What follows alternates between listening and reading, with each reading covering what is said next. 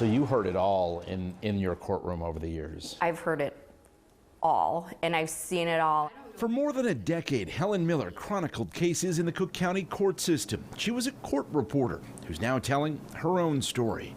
When I look back at it, I can't believe I lived through that, and I can't believe, as the integrity I have as a woman, that I took it. Miller worked out of the county courthouse in Skokie. This lawsuit alleges for more than 4 years she was subjected to sexually vulgar, offensive, and threatening remarks. She said it happened in the courtroom and other areas of the courthouse.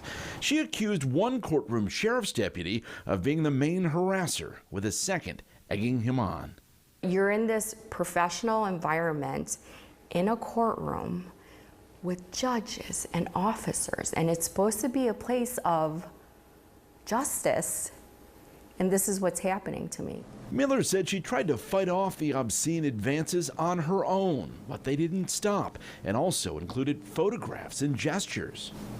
I think because I kind of fought back with my words, he was like, oh, this is a conquest. This is like a game for me now. And then he got more graphic. Too graphic for TV. Miller said she complained to her supervisors in 2018. They said, come on, you don't want to ruin this guy's life. Hey, you know, he's harmless. She said she developed PTSD, made worse by her belief her complaint wasn't handled properly, so she went on medical leave. By that time, I was a complete mess. I mean, I was full on breaking down at work.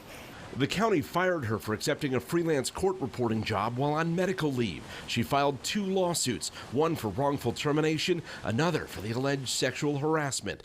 Last March, the judge handling the case declined the county's request to dismiss it, writing, "A reasonable jury could conclude the office of the chief judge failed to investigate the harassment claim, and the overall response was apathetic." The county settled, paying her more than $1.2 million. But the story doesn't end there. I wanted to see if I could still use that skill. Which is why, from the comfort of her new life out of state, she's speaking out. None of the people who were the cause of what happened to me, they are not being punished at all. It's really the taxpayers that are getting punished. Cook County is self-insured, which means taxpayers pick up the tab for every lawsuit, from a slip and fall to medical malpractice at the county hospital. The budget for settling cases swings from year to year. It's been as low as $39 million in 2017, all the way up to $112 million in the upcoming year. Somebody dropped the ball here. We took Helen Miller's case to employment law attorney Rachel Bassard, who said the county failed to protect Miller and taxpayers. Employees have an obligation to cooperate with an internal investigation, but some of them, if the allegations are sticky or the people involved are higher profile, sometimes it makes sense for companies to get outside investigators for those very reasons. When you bring in an outside investigator, there's less fear of retaliation or retribution from employees participating. Not a single Cook County commissioner nor board president Tony Preckwinkle agreed to talk with us. Helen Miller says a culture of silence is part of the problem. In her case, the Cook County Sheriff's own internal investigation found no wrongdoing on the part of the officers, but it specifically stated that Miller listed several co-workers, a court clerk, and an office assistant as witnesses. They all refused to be interviewed.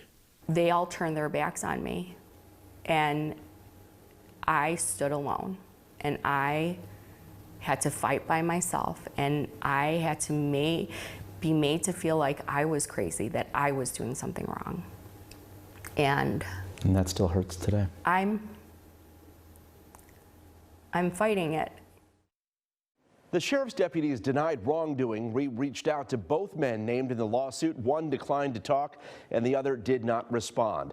One of the deputies retired in 2020 and was collecting a taxpayer-funded pension when last year he was hit with a federal gun crimes charge in a case that's still pending.